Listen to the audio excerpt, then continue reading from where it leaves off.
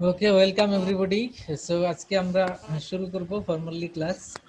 তো আজকে আমরা যে চ্যাপ্টারটি শুরু করব, name of the chapter is income from salary and name chapter is 6, number of chapter 26, only 6, এবং এই চ্যাপ্টারের নাম হলো income from salary.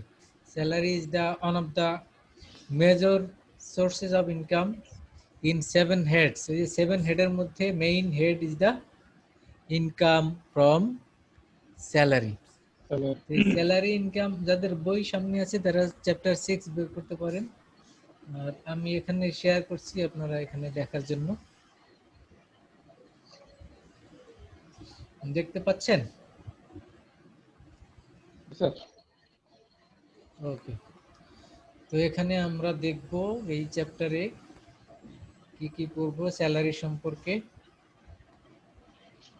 The concept of income under the head salary. Salary বলতে কি বোঝায় আইটিও অনুযায়ী সেটি আমরা শিখব। Then basic components of salary income, components গুলি জানবো। Different types of provident fund and their features.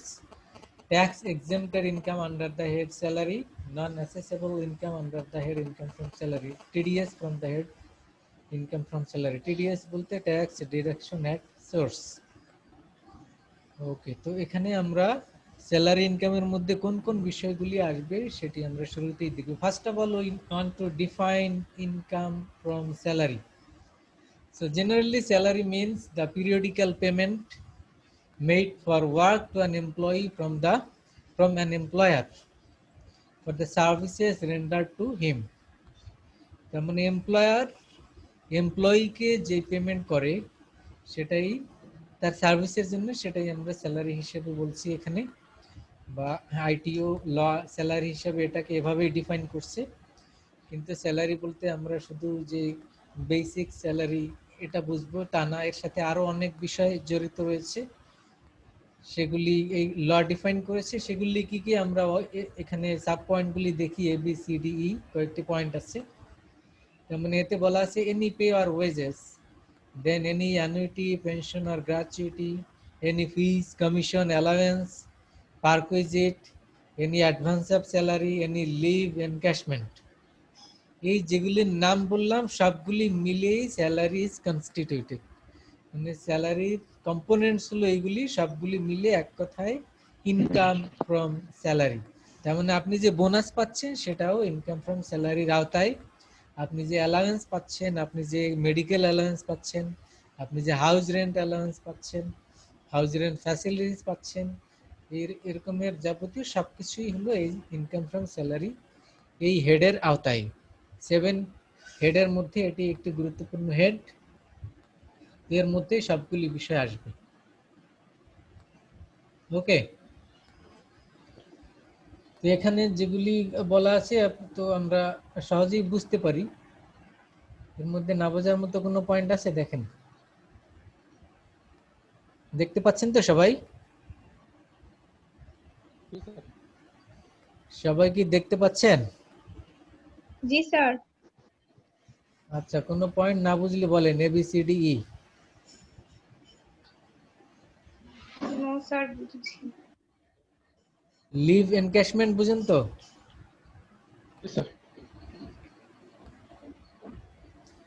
Leave encashment বলেন তো কি এটা? স্যার আমরা যেটা দিই এটা স্যার যে আমরা প্রতি 3 বছর পরে স্যার একটা রেক্টিশন লিভ পাই 15 ডেজ। ওই 15 ডেজে 15 ডেজের বেসিক স্যালারি দেওয়া হয়েছে। ওটা কি লিভ? একটা হলো ক্যাজুয়াল লিভ আর একটা হলো আর্ন লিভ। দুই রকমের লিভ আছে না? জি স্যার। ক্যাজুয়াল লিভ কতদিন? 15 ডেজ। 15। আচ্ছা, এই 15 ডেজ আপনি এক বছরে ছুটি নিতে পারবেন। জি স্যার। আর আর্ন লিভ নামে আরেকটি লিভ আছে, এটি কতদিন? 18 দিন না সম্ভবত?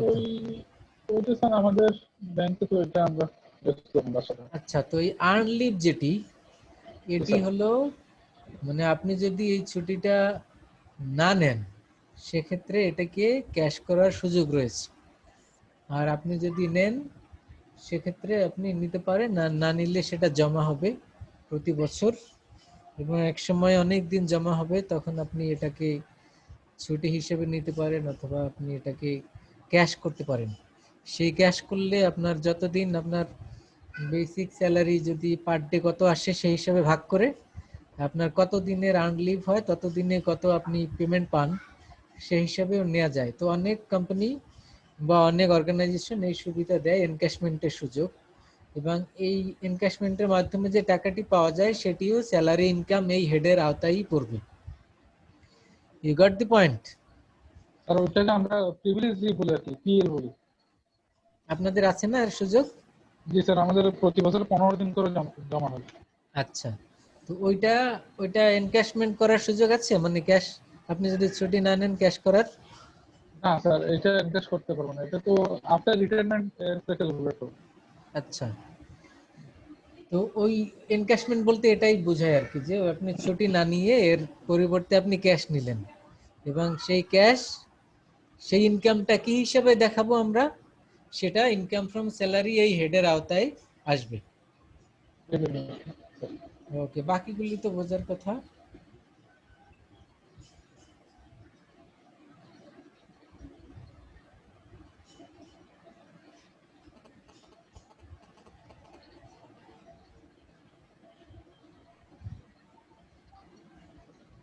আচ্ছা, স্যালারি রিলেটেড টার্মসগুলি আবার আমরা দেখব। এক নম্বর হলো পারকুইজিট। পারকুইজিট বলতে কি বোঝায়? স্যালারির বাইরে আরো অনেক সুবিধা আমরা পাই, ফ্যাসিলিটিস, বেনিফিট, সেই বেনিফিট ফর হিজ পজিশন। তো এই বেনিফিটগুলিকে এক কথায় বলে পারকুইজিট। পারকুইজিট ইনক্লুডস, এর মধ্যে কি কি আছে এবার দেখেন।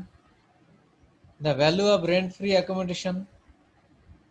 অনেকে অফিস থেকে আপনার রেন্ট ফ্রি অ্যাকোমোডেশন দেয়, মানে কোয়ার্টার বলি না আমরা, অফিস থেকে কোয়ার্টার পাই, তো এটা হলো রেন্ট ফ্রি অ্যাকোমোডেশন। তারপরে value of any concession in the matter of rent respecting any accommodation. অনেকে আবার এরকম পায় যে কোয়ার্টার পাচ্ছে কিন্তু আবার একটা সার্টেন অ্যামাউন্ট সে পেমেন্টও করে।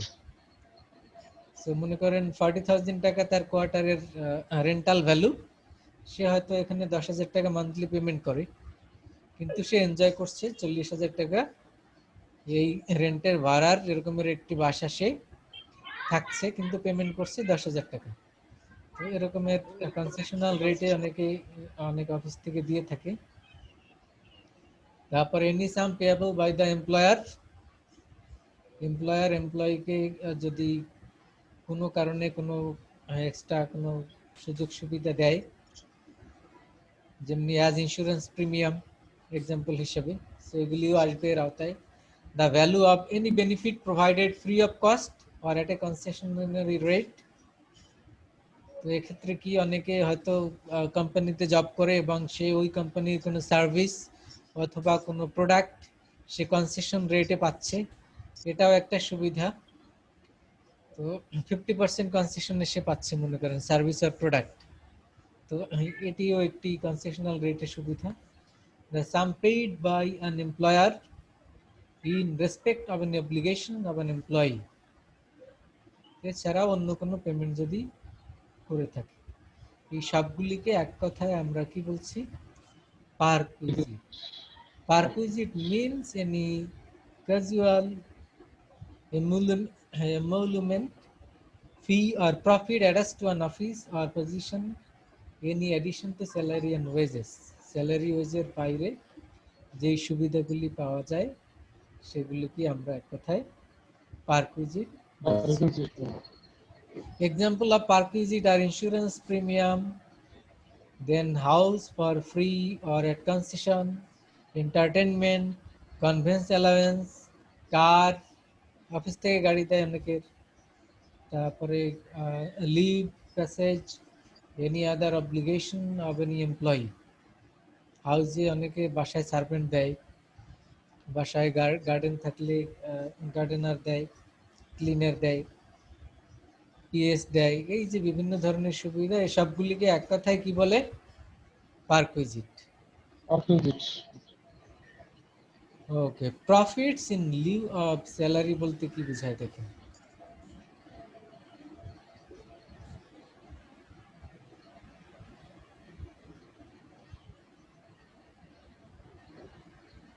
The amount of compensation due to or received by an assessee from his employer in connection with the termination of or the modification of any terms and conditions relating to his employment.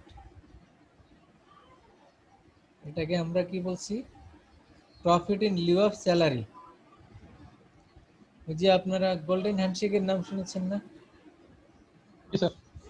কি এটা? এটা ওই আপনার service ওই before maturity ওনাকে ওকে, হিসাব নিকাশ করে একটা অ্যামাউন্ট দিয়ে ওনাকে বিদায় করে দিয়ে আসি। তাহলে এই যে ইনকামটা এটিকে আমরা কি বলবো? যে profit in lieu of salary. মানে স্যালারির নাম না দিয়ে এটাকে বলবো প্রফিট। বুঝছেন? প্রফিট স্যার কার? এটা কার প্রফিট? না না, মানে এটার নামই হলো profit in lieu of salary. স্যালারির পরিবর্তে প্রফিট, এটাই একটি টার্ম, শুধু প্রফিট না। আচ্ছা আচ্ছা। Profit in lieu of salary, এটা মধ্যে এগুলি আসবে, মানে যেগুলি সরাসরি স্যালারি না। কাউকে হয়তো মনে করেন ফায়ার করা হলো এবং 3 মাসের বা একটা অ্যামাউন্ট দিয়ে দেওয়া হলো, তো এটা কি হিসেবে পাবে সে? তখন এটা হলো এই যে profit in lieu of salary. Salary. Employee বলতে কি বোঝায় আমরা সবাই বুঝি।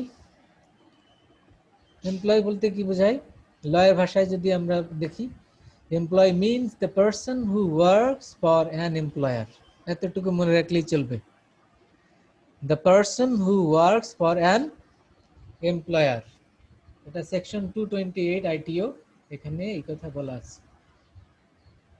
দেন এমপ্লয়ার, এমপ্লয়ার বলতে আমরা কি বুঝি? A person or an organization who appoint or recruit the employee to work for him according to the instruction. এতটুকু মনে রাখবেন। এটি সেকশন 227 আইটিও, সেকশন 227 এ এমপ্লয়ার সম্পর্কে আছে আর 228 এ এমপ্লয়ি সম্পর্কে আছে। এগুলি আরো অনেক ডিটেলস আছে, অন্তত এতটুকু মনে রাখবেন এমপ্লয়ার কাকে বলে আর এমপ্লয়ি কাকে বলে। ওয়েজেস, ওয়েজ বলতে আমরা কি বুঝি?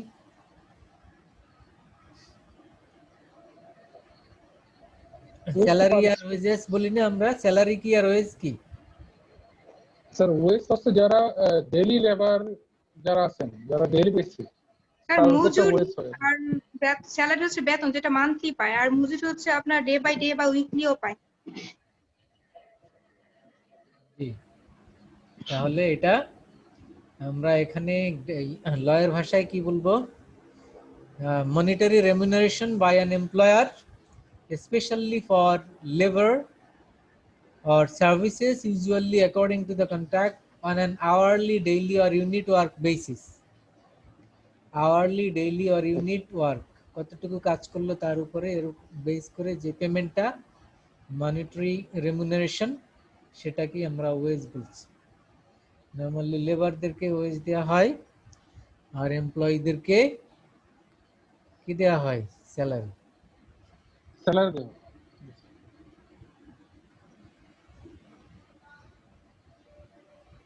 এখানে নেচার অফ ওয়ার্কটা হলো ইম্পর্টেন্ট, কোন ধরনের কাজ করে। তাহলে এই টার্মস গুলি আমরা মনে রাখবো। কি কি টার্মস করলাম? 1 নম্বরে আমরা জানলাম পারকুইজিট, তাই না? তারপরে কি জানলাম? Profit in lieu of profit in lieu of salary. তারপরে জানলাম এমপ্লয়ি কি, তারপরে জানলাম এমপ্লয়ার কি। এগুলি আগেই আমরা জানি, তারপরে এখানে লয়ের ভাষায় আমরা এক কথায় জানলাম। এমপ্লয়ার এমপ্লয়ি জাস্ট আর্টিকেল গুলি এখানে যেগুলি সেকশন দেয়া আছে এটা একটু মনে রাখার চেষ্টা করব। যে পারকুইজিট সেকশন 245, তারপরে profit in lieu of salary 250, আর এমপ্লয়ি তো আগে বললাম 228 আর 227। এটি যেগুলি সেকশন উল্লেখ করা আছে জাস্ট সেকশনটা মনে রাখলেই চলবে। ওকে, আর টোটাল স্যালারি নিয়ে কোন সেকশনে কথা বলা আছে? সেটা হলো সেকশন 20 অফ আইটিইউ। এটা অন্তত সবার মনে থাকতে হবে। 7 হেডের মধ্যে স্যালারি হলো 1 নাম্বার, এবং এটি সেকশন 20 অফ আইটিও 1984।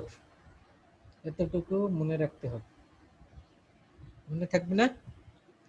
সেকশন 20 তে কি আছে জিজ্ঞেস করলে বলবেন স্যালারি। ওকে, সবাই বুঝছেন তো? জি স্যার। জি স্যার। এরপরে আমরা আসি ক্যালকুলেশন কিভাবে করব, elements of salary and explanations. স্যালারির এলিমেন্টস গুলি তো আমরা সবাই মোটামুটি জানি, যে ফার্স্ট পার্ট হলো বেসিক স্যালারি। বেসিক স্যালারিটা কি? on the basis of that part all other facilities is determined, যার উপরে বেস করে অন্যান্য সব ফ্যাসিলিটিস মানে সব পারকুইজিট এগুলি ডিটারমাইন হয়, সেটি হলো basic. The basic salary is the most important element of salary. So according to rule 33(2), basic salary is the amount paid or payable by the employer or his representative to the employee on a monthly basis or otherwise for services other than mechanical involving some intellectual or mental skill or expertise. আমরা ওখানে ওয়েজের ডেফিনিশনে কি বলেছিলাম? Labour or সার্ভিসের এগেইনস্টে daily, hourly or unit based payment. ঠিক আছে, আর স্যালারির এখানে আমরা কি বললাম? the use of intellectual or mental skill or expertise, এগুলি ইউজের কারণে যে পেমেন্টটি করা হচ্ছে বেসিক পার্ট, সেটি হলো বেসিক স্যালারি। তাহলে ওয়েজ এবং স্যালারিকে আমরা এইভাবে ডিফার করতে পারি, যে স্যালারি দেয়া হয় ফর ইউজ অফ ইন্টেলেকচুয়াল আর মেন্টাল স্কিল আর এক্সপার্টাইজ। ঠিক আছে, এটা ইউজের কারণে আপনাকে দেয়া হচ্ছে স্যালারি, আর ওয়েজ দেয়া হচ্ছে for using labour and based on hourly payment or based on unit of production. তাহলে দুইটাকে আমরা ডিফার করলাম এভাবে, আর বেসিক বললাম এর উপরে বেস করে বাকি সবগুলি ডিটারমাইন হয়। And total amount of basic salary in a year is fully taxable. Total basic salary যেটি থাকে তার সেটি হলো ফুললি ট্যাক্সেবল। তার মানে আপনার বেসিক স্যালারি যদি 40,000 হয়, ইয়ারলি কত হবে? 4,80,000। 4,80,000 এই পুরো টাকার উপরই আপনাকে কি করতে হবে? ট্যাক্স দিতে হবে। It is a taxable income. কথা বুঝছেন? জি স্যার। এবারে এক্সপ্লেনেশনটা দেখেন। If the basic salary of Mr. X is 10,000 per month, total annual basic salary কত হবে? 12 মাসে 1,20,000, আচ্ছা। এবং এটা পুরোটাই তার ট্যাক্সেবল। 1,20,000 টাকার উপরে তাকে ট্যাক্স দিতে হবে। এটা হলো স্যালারি ইনকাম। অন্যান্য ফ্যাসিলিটিস সেগুলি আসবে, তারপরে টোটাল ইনকামের উপরে তার ট্যাক্স ক্যালকুলেশন হবে। এবং এই ট্যাক্স ক্যালকুলেশন তখন কিভাবে হবে?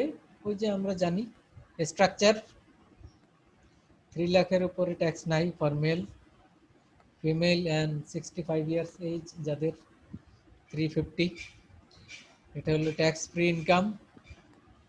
তারপরে এরপরে কত লাখ? 3 লাখের পরের স্ল্যাব কত? 1 লাখ 1 লাখ। 5%। 1 লাখের উপরে 5%। তো ওই দিন ভাইবার দিন তো জিজ্ঞেস করেছিলাম, অনেকেই ভুল উত্তর দিয়েছে। জি স্যার, অনেকে ক্যালকুলেশন করে একটা অ্যামাউন্ট বলেছেন, আসলে সেটা ভুল ছিল, এরকম অনেকে করেছেন। না স্যার স্যার, আমরা সঠিক দিছি স্যার। হ্যাঁ, স্যার সবারটা আমিও বলি নাই সঠিক তো, দিয়েছি। অনেকে কেউ আচ্ছা আচ্ছা, ঠিক আছে। আলাউদ্দিন সাহেব ঠিক বলছেন। সমস্যা স্যার আপনার স্যার আপনি তো আমাকে দিয়ে শুরু করছিলেন, আমারটা স্যার ঠিক ছিল না স্যার। স্যার আমিও ঠিক বলেছি স্যার, আমি মেয়েদেরটা ঠিক বলছিলাম। একই বলছেন তো, নিজেরটা নিজেই জানেন।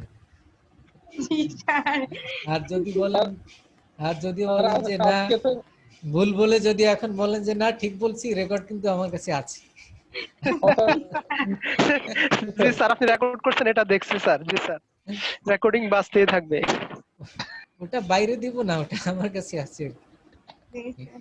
তবে স্যার ক্লাসটা যখন আপনি মানে রেকর্ড করে আমাদেরকে দেন তখন অনেক ভালো হয় আমাদের জন্য, কারণ হ্যাঁ, দ্বিতীয়বার যখন আমরা এটা কি শুনি ক্লাসগুলি তখন দেই আমাদের যাতে অনেক ভালো কেউ মিস করলে আবার দেখে নিতে পারেন, বা যারা ক্লাস করেছেন আবার রিভিউ করার জন্য দেখতে পারেন। ওইটাই স্যার, আপনি যদি এভাবে নাও পড়ে সে জাস্ট ক্লাসটার এই পার্টটা যদি সে 2-3 বার দেখে আপনার ক্লাসটা, তখন অটোমেটিক তা আসা পড়ে মাথার মধ্যে যে কি হ্যাঁ, আসতে পারে পড়া। এটা তো অনলাইনের একটি সুবিধা। জি স্যার। ফিজিক্যালি তো ক্লাসরুমে আপনি না আসলে টোটালি কি পড়া হয়েছে পুরোটাই মিস করতেন। আর কিন্তু এখন স্যার তো সব স্যাররা তো এরকম করে না, সবাই তো রেকর্ডিং করে রাখে না বা এটা দেয় না, এটা হ্যাঁ, হচ্ছে সেটা প্রবলেম। সবাই, আর এটা আমার একটা যার যার question ইচ্ছা, এটা ছিল। তো আর কোনো নিয়ম নাই, এটা যার যার ইচ্ছা। আমি হয়তো করে রাখি, অনেকে করে রাখে, কেউ রাখে না। স্যার এটা করা উচিত ছিল প্রত্যেকটা স্টুডেন্ট, সবাই তো দেখা গেছে টাইম টেবিল মিলে না বা তারা পাচ্ছে না অনেকে বা এটা বুঝতে বলতে পারতেছে না। পারেন, যদি কোনো কোর্সের দরকার হয় স্যারকে রিকোয়েস্ট করতে পারেন যে স্যার রেকর্ড করে রাখলে আমাদের সুবিধা হয়, স্যারের স্যার সুযোগ থাকলে। স্যার আমার একটা কোশ্চেন ছিল স্যার অ্যাসাইনমেন্টের ব্যাপারে। জি বলেন।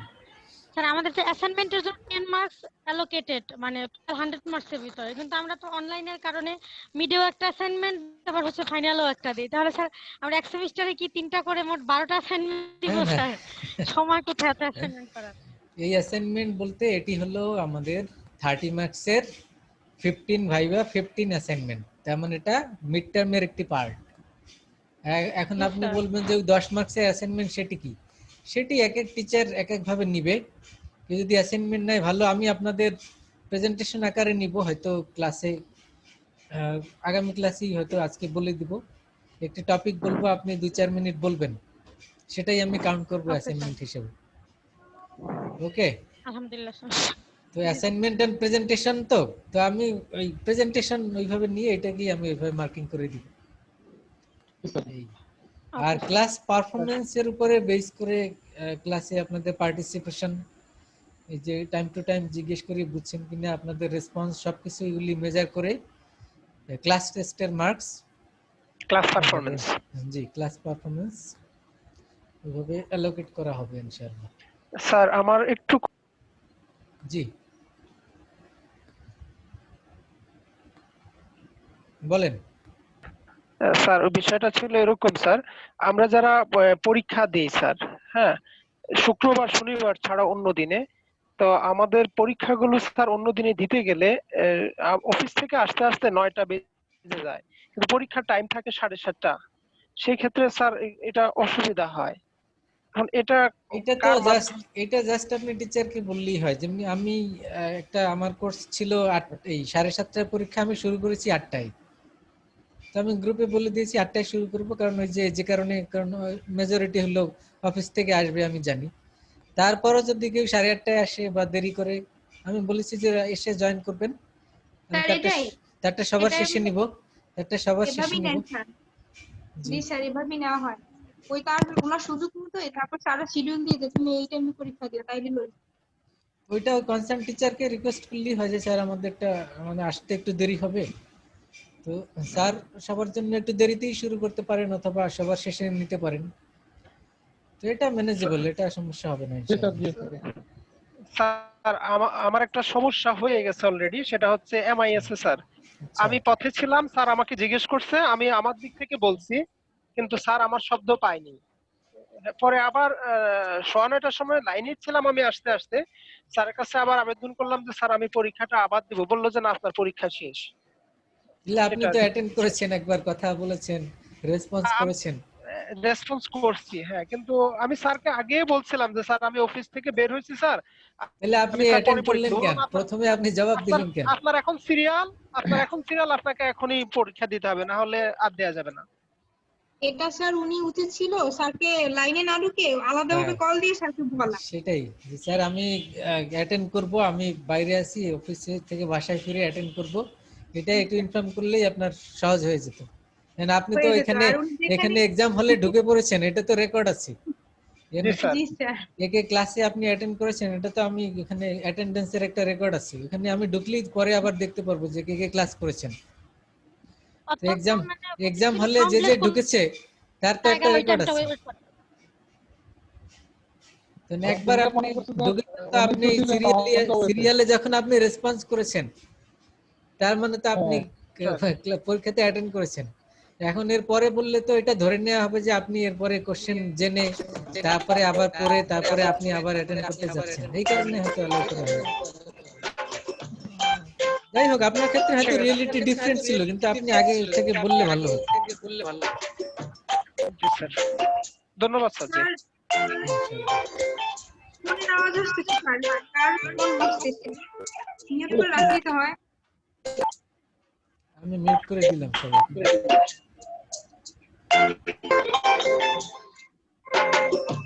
বাসটিতে স্যার।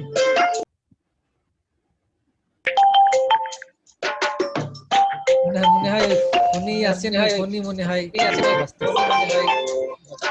স্যার ফোন হ্যাক হয়ে গেছে স্যার। জি, শান্ত হচ্ছে maybe। এবার ঠিক আছে, জি স্যার। মিউট করে দিলাম। আচ্ছা যাই হোক, তো আমরা যেখানে ছিলাম স্যালারি ইনকামের মধ্যে বেসিক স্যালারি। তো বেসিক স্যালারি যদি এরকম হয়, এক্সাম্পল আমরা দেখলাম, তো বেসিক স্যালারি তো মান্থলি যত থাকে সেটাকে 12 টাইমস করে ইয়ারলি কাউন্ট করা হয়, কারণ ট্যাক্সেশনের হিসাব তো ইয়ারলি, তার মানে 12 মাসের। তো 12 মাসে কত আসে সেটা আমরা বেসিক স্যালারি হিসেবে আমরা হিসাব করব। তো বেসিক স্যালারির পরের টপিকে আসি আমরা। পরের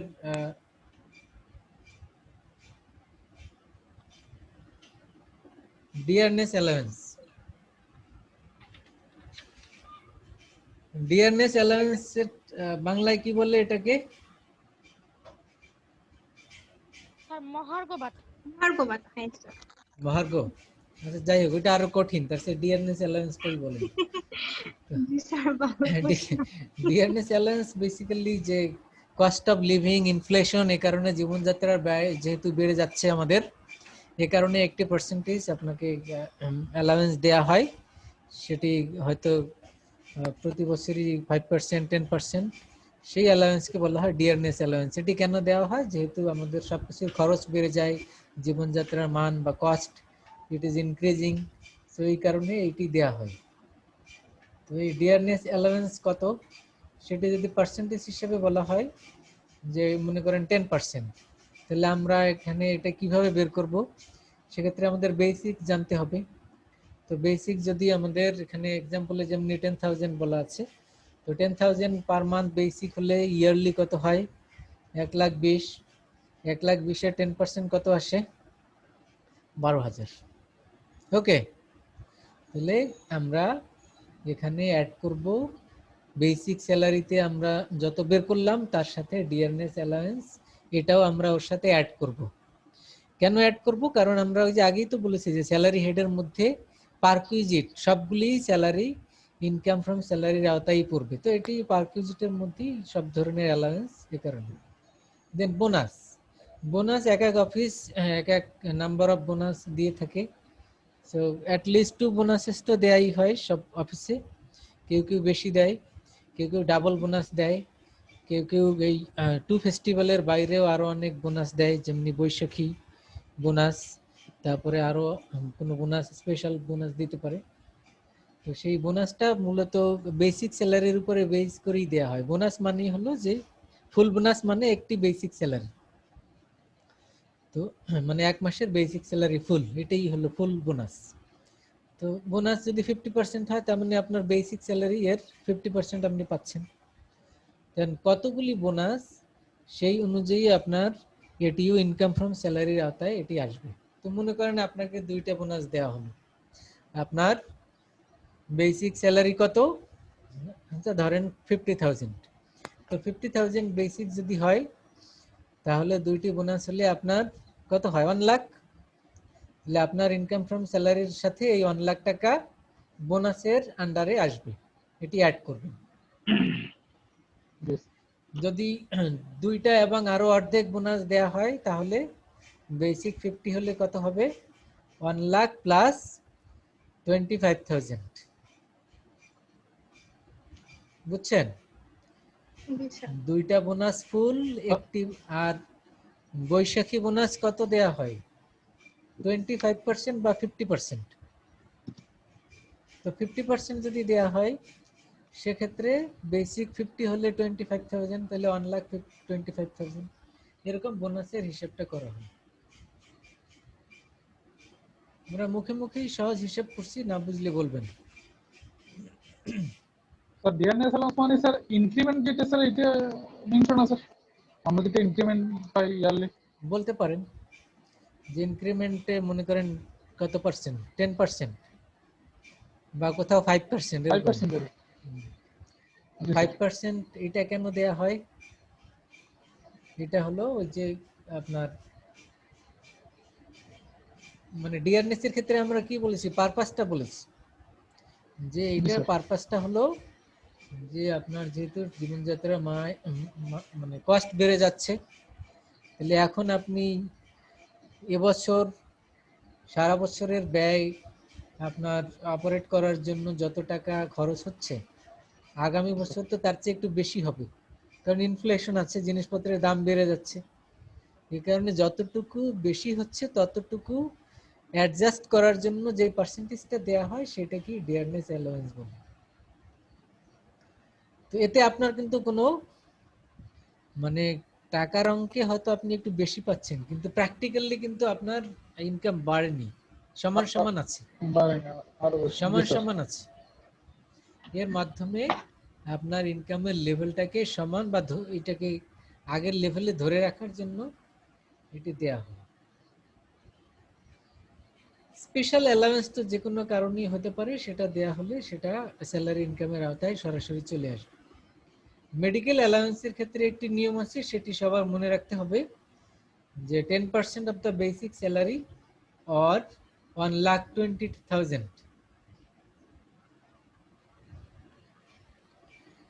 বেসিক স্যালারির 10%। এখন বেসিক স্যালারি যাদের 40,000, তাহলে 10%-এ কত আসে 4,000, বছরে কত 48, 48,000। তাহলে 10%-এ আসলো 48,000 আর 1,20,000, দুটোর মধ্যে ছোট কোনটা 48 বলেন, কোনটা? স্যার 48। 48। তাহলে এখন আপনি অ্যালাউন্স হিসেবে যত পেয়েছেন সেখান থেকে এটি লেস করবেন। অ্যালাউন্স হিসেবে বছরে যত পেয়েছেন, অ্যালাউন্স কত পায় সেটি এক এক অফিসে এক এক রকম পায়। যেমনি কত পার্সেন্ট বলেন উদাহরণ হিসেবে, কত পার্সেন্ট একটা পার্সেন্টেজ বলেন, মেডিকেল অ্যালাউন্স কত? স্যার মেডিকেল আমরা 10% পাই। 10%। তাহলে এখানের এক্সপ্লেনেশনটা দেখেন, mister X is given 12,000 as medical allowance in a year. এক বছরে কত 12,000 টাকা দেওয়া হচ্ছে। অ্যাকচুয়াল মেডিকেল অ্যালাউন্স মানে এক্সপেন্ডিচার যাই থাকুক, হিজ অ্যানুয়াল বেসিক স্যালারি 1,09,000। ঠিক আছে? তাহলে taxable medical allowance will be calculated কিভাবে আসবে? এখানে করা আছে, বুঝেন কিনা দেখেন। 12,000 টাকা দেয়া হয়েছে, এই 12,000 টাকা মধ্যে পুরোটাই কিন্তু এর উপরে ইনকাম ফ্রম স্যালারির আওতায় এই 12,000 পুরোটাই আসবে না, যদিও আপনাকে 10% দেওয়া হয়েছে। আসবে কতটুকু লেস করে, মানে আপনি এখানে একটা ট্যাক্স রিলিফ পাচ্ছেন এখানে। কতটুকু অ্যাডভান্টেজ পাচ্ছেন সেটি হলো, নিয়মটা হলো 10% অফ বেসিক স্যালারি অর 1,20,000 এর মধ্যে যেটি কম ততটুকু, সেটা মাইনাস করে আপনি বাকি যেটা থাকে, এখানে যেমনি দেয়া আছে বাকি থাকে মাইনাস করে 1,100, এটা এর উপরে ট্যাক্স দিতে হবে। বুঝছেন কিনা? জি স্যার। স্যার বুঝতে পেরেছি। ট্যাক্স এক্সেম্পশন মানে হলো যার উপরে ট্যাক্স দিতে হয় না, যতটুকু আপনি মানে গভর্নমেন্ট থেকে আপনাকে ইয়ে দেওয়া হলো, এক্সেম্পশন দেওয়া হলো। বাংলায় কি বলে? রেওয়ায়েত বলে না, বা মওকুফ। জি স্যার। তো আপনাকে এতটুকু এক্সেম্পশন দেয়া হলো, মানে এর উপরে আপনার ট্যাক্স দিতে হবে না। সেই পার্সেন্টেজটা মেডিকেল অ্যালাউন্সের ক্ষেত্রে এই নিয়মটা মনে রাখতে হবে। সেটা কি? সেটি হলো 10% অফ বেসিক স্যালারি অর 1,20,000, এই দুইটা কম্পেয়ার করে যেটি কম। তাহলে এবার আমি একটা এক্সাম্পল দেই আপনাদের। মনে করেন আপনার বেসিক কত, ধরে নিলাম 30,000, লিখেন সবাই বা মুখে মুখে করলেও চলবে। 30,000 আপনার বেসিক। আপনি এই বেসিকের 10% ইয়া পাচ্ছেন মেডিকেল অ্যালাউন্স। তাহলে এক বছরে মেডিকেল অ্যালাউন্স কত পাচ্ছেন বলেন? Sir sir 36,000। জি,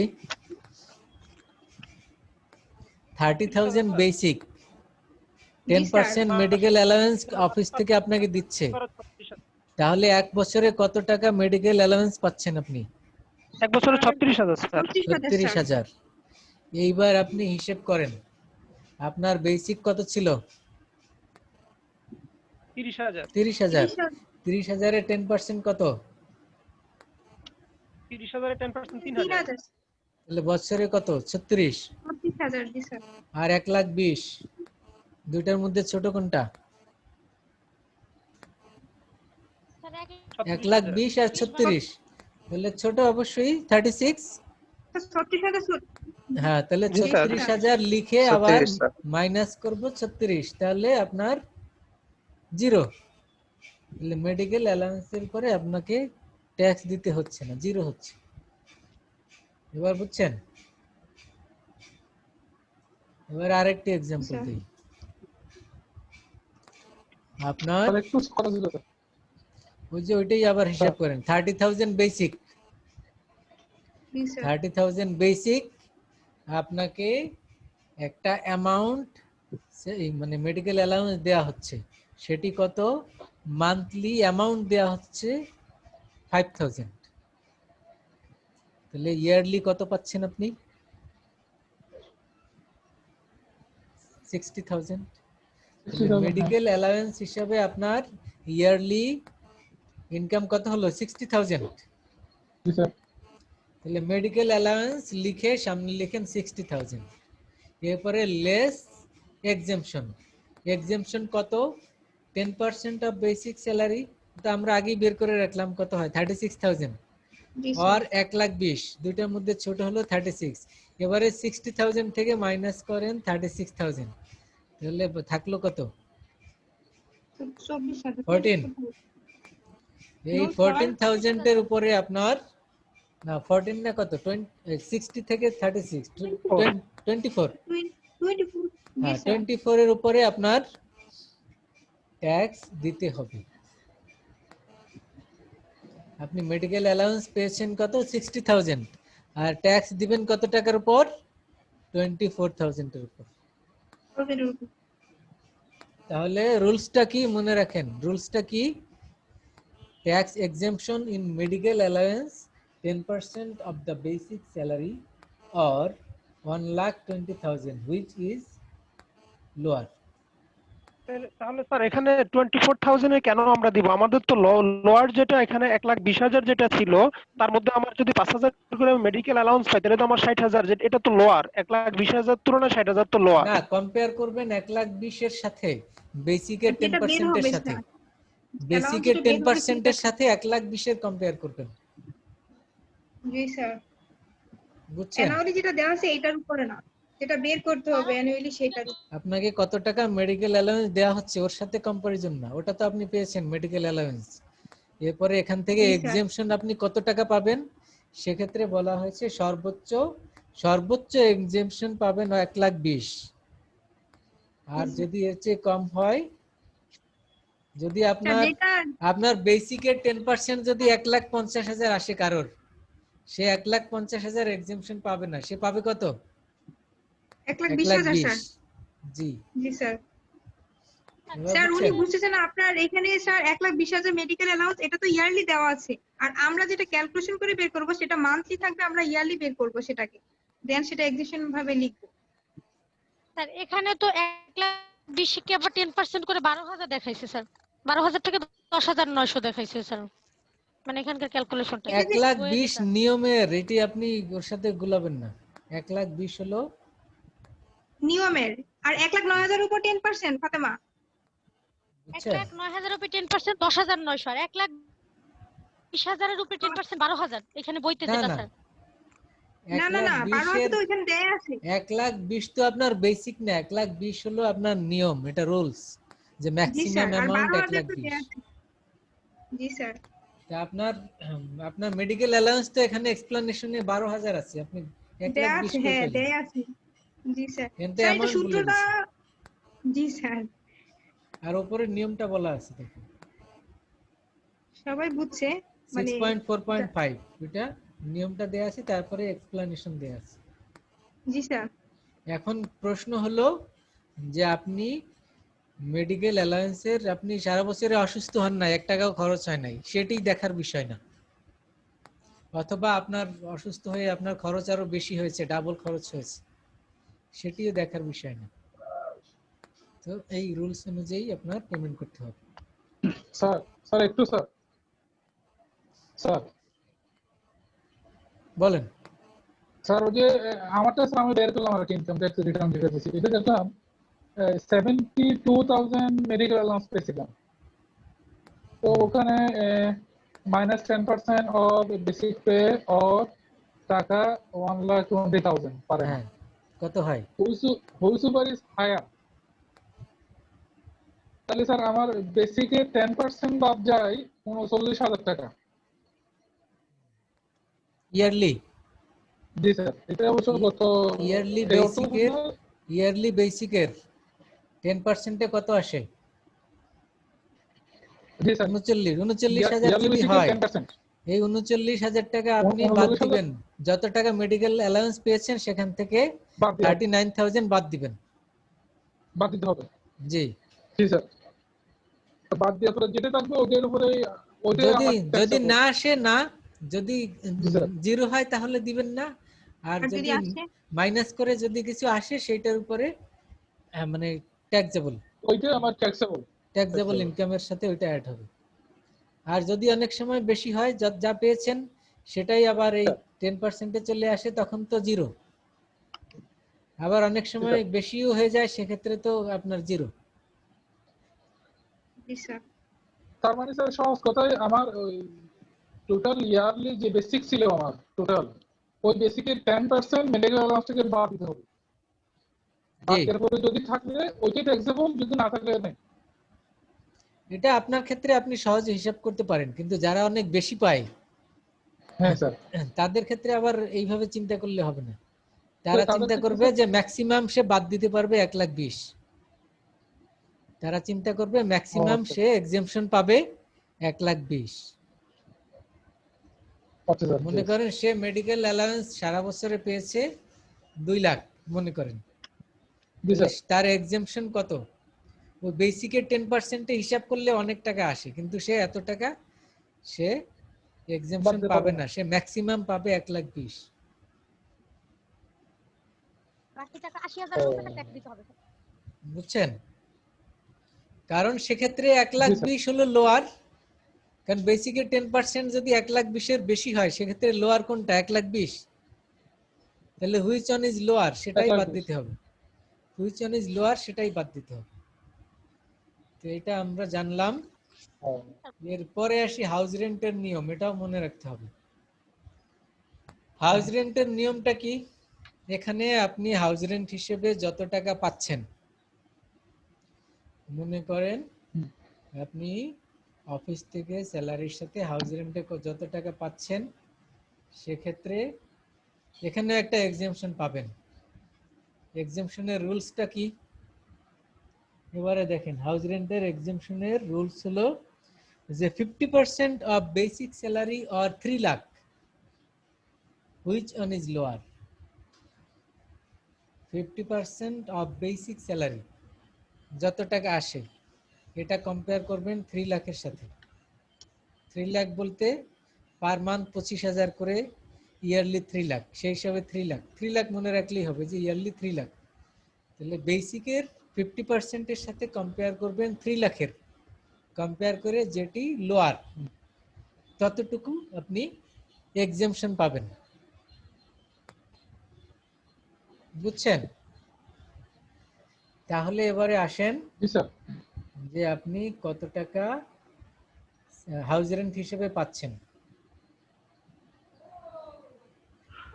হাউস রেন্ট হিসেবে আপনি কত টাকা পাচ্ছেন সেটি তো আপনার এমপ্লয়মেন্ট কন্ট্রাক্টে বলা আছে। জি কেউ স্যার। 50% পায়, কেউ 60% বা এরকম কম বেশি পায় সবাই অফিস থেকে। তো এখন আমরা জি স্যার 50%। আপনি নিজেরটা নিজে এভাবে ক্যালকুলেট করতে পারবেন যে আপনার বেসিক কত, জি স্যার। সেই বেসিকের আপনার হাউস রেন্ট কত বলা আছে, তত পার্সেন্ট আপনি বের করলেন। তো আমরা ধরে নিলাম 40,000 বেসিক মান্থলি। ইয়ারলি কত? জি স্যার। ইয়ারলি কত? ইয়ারলি 3,80,000। 4,80,000। এরপরে আপনি অফিস থেকে পাচ্ছেন কত? 60% হাউস রেন্ট পাচ্ছেন। জি স্যার। 60% হাউস রেন্ট এবার বের করেন। 2,88,000। কত? 2,88,000 2,88,000 টাকা হলো আপনার হাউস রেন্ট বাবদ ইনকাম। আপনার ইনকাম। স্যার। এখন এখান থেকে এক্সাম্পশন কত পাবেন? 3 লাখ টাকা। এক্সাম্পশন পাবেন আপনি 3 লাখ, এর সাথে কম্পেয়ার করবেন বেসিকের কত? 50%। তো বেসিক 4,80,000 এর 50% হলো 2,40,000। জি স্যার। 2,40,000 আর 3 লাখ এর মধ্যে কম হলো 2,40,000। তাহলে ওইখান থেকে 2,40,000 বাদ দেন। কত বের করছিলেন? মিজান সাহেব কত বের করছিলেন? 2,88,000। 2,88,000 ওইখান থেকে 2,40,000 বাদ দিলে যেটা হয় আর তার উপরে 48,000। ট্যাক্স দিতে হবে। বুঝছেন? জি স্যার। জি স্যার। এখানে যে এক্সাম্পল দেয়া আছে বইয়ে, এটি দেখলেও ক্লিয়ার হবে। তাহলে এখানে আমরা কি মনে রাখবো যে হাউস রেন্টের ক্ষেত্রে এক্সাম্পশন পাবো 50% of the basic salary or 3 lakh, যেটি হুইচ ওয়ান ইজ লোয়ার, যেটি কম সেটা এক্সাম্পশন। যত টাকা হাউস রেন্ট হিসেবে পেয়েছি সেখান থেকে এটা লেস এক্সাম্পশন লিখে, যে বই দেখতে পাচ্ছেন সবাই, হাউস রেন্ট অ্যালাউয়েন্স এখানে বের করে দেয়া আছে। তারপরে লেস এক্সাম্পটেড লিখে ওই যে নিয়মটা বলা হয়েছে, lower of 50% of basic salary or 3 lakh. এরপরে যত অ্যামাউন্ট আসে সেটা লিখে মাইনাস করে যত টাকা আসে এর উপরে ট্যাক্স দিতে হবে। এখন এখানে খেয়াল করতে হবে হাউস রেন্টের ক্ষেত্রে আরো দুইটি বিষয় আছে। হাউস রেন্টের ট্যাক্সের নিয়ম তিনটি। একটি হলো যে আপনি নিজের বাসায় থাকেন নিজে ভাড়া নিয়ে, এতক্ষণ যেটি বললাম এই নিয়মটি হলো নিজে ভাড়া নিয়ে বাসায় থাকেন। এরপরে যদি আপনাকে কোয়ার্টার দেয়া হয়, বুঝছেন, সেক্ষেত্রে মানে রেন্ট ফ্রি অ্যাকোমোডেশন মানে কোয়ার্টার যদি দেয়া হয় যে আপনি ফ্রি থাকবেন অফিসের কোয়ার্টারে, সেক্ষেত্রে একটি নিয়ম। আর কোয়ার্টার যদি দেয়া হয় কনসেশনাল রেটে, মানে ওই কোয়ার্টারের ভাড়া হলো 40,000 টাকা আর আপনি হয়তো মিনিমাম 10,000 15,000 টাকা দিয়ে থাকতেছেন, কনসেশনাল রেটে যদি কোয়ার্টার দেওয়া হয় সেক্ষেত্রে আবার অন্য নিয়ম। তাহলে এই তিনটা নিয়ম মনে রাখতে হবে। কি কি? যদি নিজে ভাড়া থাকেন সেক্ষেত্রে এতক্ষণ যেটি বললাম 50% of basic or 3 লাখ। ওকে, আর যদি আপনি কোয়ার্টারে থাকেন তার মানে কি, তার মানে হলো যে আপনি রেন্ট ফ্রি অ্যাকোমোডেশন, এই নিয়মটার নাম হলো রেন্ট ফ্রি অ্যাকোমোডেশন, সেক্ষেত্রে 25% অফ দ্য বেসিক স্যালারি। এর আগের নিয়মে কি বলেছিলাম? 50% অফ বেসিক স্যালারি। 50%। আর এখানে হলো rental value or 25% of basic salary, rental value মানে ওই বাসার ভাড়া কত এর সাথে কম্পেয়ার করবেন 25% of the basic salary। এখন বলবেন রেন্টাল ভ্যালু আমরা কোথায় পাবো? রেন্টাল ভ্যালু পাবেন আপনার কত স্কয়ার ফিটের বাসা, পার স্কয়ার ফিটের ভাড়া কত, এটা সরকারের একটি হিসাব আছে। মেট্রোপলিটন এরিয়াতে পার স্কয়ার ফিটের ভাড়া কত? 1000 টাকা অবশ্য, এখন আগে ছিল 1000 টাকা। তাহলে 1200 স্কয়ার ফিটের বাসা ভাড়া কত হয়? 12,000 টাকা, বুঝছেন? যদিও 1200 স্কয়ার ফিটের বাসা আপনি 12,000 টাকায় কোথাও পাবেন না। তো এখন রেন্টাল ভ্যালু হলো এটা মেট্রোপলিটন বা সিটি কর্পোরেশন এটা ফিক্স করে দিবে, সেটা হলো রেন্টাল ভ্যালু, ওখান থেকে জানবো আমরা। এটা বছর বছর ভ্যারি করতে পারে। সেই রেন্টাল ভ্যালুর সাথে কম্পেয়ার করব 25% of the basic salary, compare করে তারপরে আমরা কি করব, রেন্টাল ভ্যালু থেকে ওইটা মানে যত টাকা আমরা এখানে বেনিফিট পাচ্ছি এটা এক্সেম্পশন পাবো, এই দুইটার মধ্যে যেটি কম।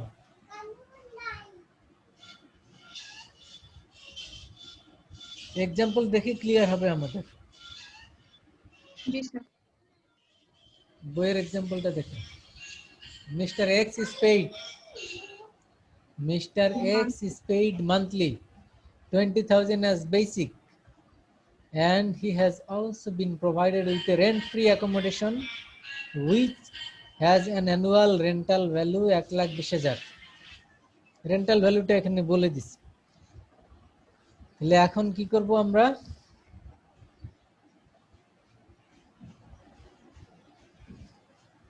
এখন নিয়মটা কি বললাম, রেন্টাল ভ্যালু আর 25% অফ দ্য বেসিক। তাহলে বেসিক ইয়ারলি বেসিক কত তার? 20,000 টাকা তো মান্থলি। জি স্যার, 20,000 টাকা মান্থলি হলে ইয়ারলি হলো 2,40,000। 12 দিয়ে মাল্টিপ্লাই করুন, তাহলে 2,40,000 এর 25% কত? 60,000। আর ওই বাসার ইয়ারলি রেন্টাল ভ্যালু কত? 1,20,000। তাহলে কম কোনটা? তাহলে কত আসবে? 60,000 টাকার উপরে আপনি ট্যাক্স দিবেন। কথা বুঝছেন? এই নিয়মটা কোন ক্ষেত্রে? যখন কোয়ার্টারে থাকবেন এবং কোনো পেমেন্ট করবেন না। এখন যদি আবার কিছু কনসেশনাল রেটে থাকেন সেক্ষেত্রে আবার পরের নিয়ম দেখেন, যে অ্যাকোমোডেশন এট এ কনসেশনাল রেট, সেক্ষেত্রে সবই একই রকম, শুধু এই যে 60,000 টাকা এখানে বের করলাম, এখান থেকে বাদ দিব কত টাকা আমরা পেমেন্ট করছি। এবারে এই এক্সাম এখানে দেখেন 60,000 আর আপনি 2,000 টাকা করে আপনি হয়তো পেমেন্ট করেছেন, তাহলে অফিসে টোটাল 12 মাসে পেমেন্ট করেছেন কত? 24,000। 24,000 বাদ দিয়ে 60,000 থেকে 24,000 বাদ দেন, কত থেকে? 36,000। এই 36,000 এর উপরে আপনি ট্যাক্স দিবেন। ক্লিয়ার?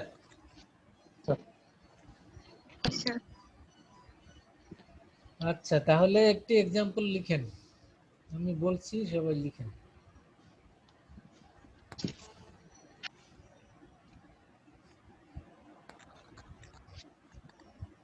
বেসিক স্যালারি 35,000 লিখেন।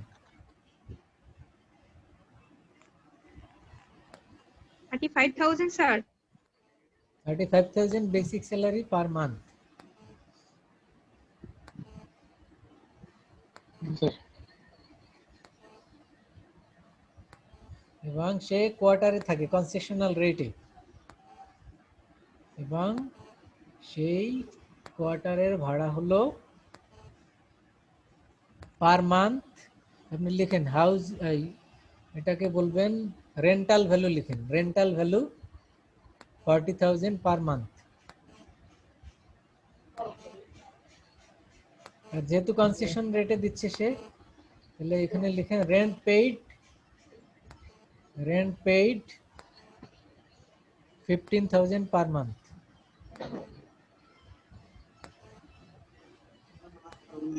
এখন কত টাকার উপর ট্যাক্স দিবে বের করেন।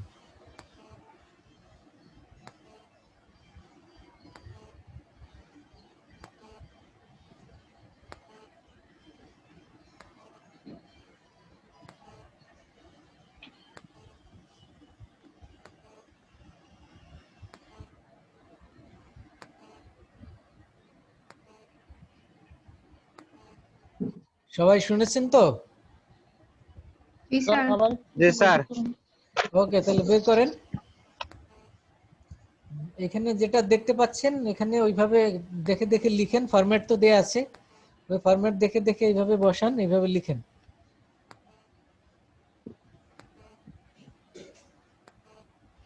হচ্ছে 1,80,000 টাকার উপর স্যার দিবে।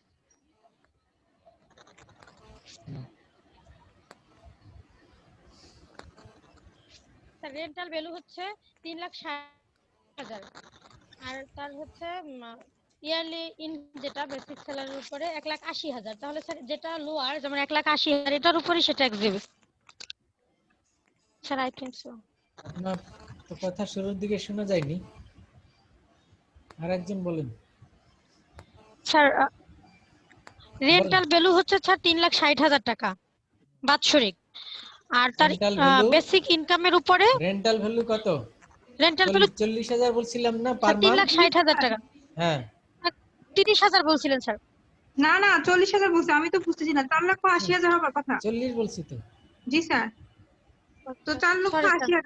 4,80,000 স্যার। 1,80,000 টাকা হচ্ছে তার বেসিক স্যালারির মানে ইয়ারলি ইনকাম স্যার। 1,80,000 টাকার উপরে সে ট্যাক্স দিবে স্যার, আমি মনে করি। আচ্ছা, আরেকজন বলেন তো, মিজান সাহেব করছেন? স্যার আপনি বেসিক স্যালারি বলছেন 35,000, জি। তাহলে তো 4,20,000 টাকা ইনকাম। 35 ইন্টু 12 দেন, জি স্যার, 4,20,000। এর তাহলে 25% কত? 25% স্যার 2,10,000। 2,10,000। জি স্যার। আর তাহলে ওনার রেন্ট পেমেন্ট করছে কত? 15,000 করে 12 গুণ করেন। 1,80,000। দুইটার মধ্যে কম কোনটা? কম স্যার 1,80,000। তাহলে তো এটাই হবে। বেসিকের 25 और স্যার 1,05,000 হয়তো। আচ্ছা, আরেকজন বলেন। 4 লক্ষ স্যার, 4,20,000 25% হচ্ছে গিয়ে স্যার 1,05,000। আর এখন হচ্ছে আমরা 1,80,000। তো সেক্ষেত্রে 1,05,000 এর কথা। এই ফরম্যাট অনুযায়ী, ফরম্যাটটা দেখে দেখে এইভাবে করে বের করেন। Value of rent free accommodation, rental value লিখেন, সবাই দেখে দেখে লিখে তারপরে করেন, তাহলে সবার রেজাল্ট সেম আসবে। রেন্টাল ভ্যালু লিখে কি করবেন? 40,000 ইন্টু 12 কত হয়? 4,80,000 স্যার। 4,80,000। এটা কি? এটা হলো রেন্টাল ভ্যালু। রেন্টাল এরপরে আপনি 25% অফ দ্য বেসিক কত বলছিলাম? 35। জি স্যার। এই 35 ইন্টু 12 কত? 4,20,000 স্যার। 4,20,000 এর 25% কত? 1,05,000। জি স্যার। 1,05,000। এখন এই 1,05,000 এর সাথে আপনি ওই যে 4,80,000, এই দুইটা কম্পেয়ার করবেন না? জি স্যার। জি স্যার। দুইটার মধ্যে কম্পেয়ার করে ছোট কোনটা? 1,05,000। 1,05,000 টাকা। তাহলে এখান থেকে আপনি লেস করবেন রেন্ট পেইড কত? 15,000 করে 12 মাস, কত হয়? 1,80,000 কত হয়? স্যার 1,80,000 স্যার 1,80,000 তাহলে মাইনাস করলে কি থাকে? মাইনাস করলে আরো 75,000। মাইনাস করলে থাকে না, তাই না? না স্যার, কারণ না এটা তো স্যার, বড় থাকে না স্যার। টাকা ছিল। থাকে না, তার মানে তো আপনি ট্যাক্স দিতে হবে না।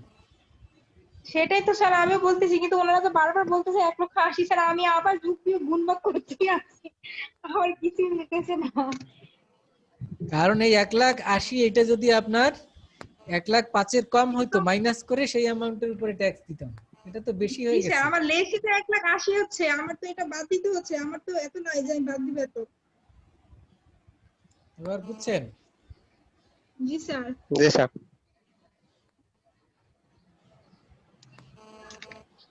মনে করেন আপনি ওই কনসেশনের রেটে 5,000 টাকা করে ভাড়া দিচ্ছেন, তাহলে কত হয় 12 মাসে? 60,000। তাহলে এইবার বলেন, এবার কত হয়? তা 5 হলো 5 বার 60 স্যার, তাহলে আপনার 60,000 হবে, ইয়াতে হবে 1,05,000 থেকে 60,000 বাদ দিলে স্যার যেটা ছোট সেটা তো আসবে। মাইনাস করবেন, ছোট কেন? মাইনাস, হ্যাঁ স্যার সরি স্যার, এখানে তো মাইনাস হবে 1,05,000। আরো 45,000। কত? 45,000 স্যার। তখন আপনি 45,000 টাকা ট্যাক্সেবল হতো। 15,000 জি স্যার। টাকায় 15,000 টাকা দেওয়াতে তো আপনার আরো ট্যাক্স আসে না। আসে না। আবার অনেক সময় এরকম হতে পারে দুইটাই সমান সমান বা বেশি, তো সমান সমান হলে জিরো আসবে, আবার বেশি হলেও জিরো। কম হলে দিতে হবে ট্যাক্স। জি,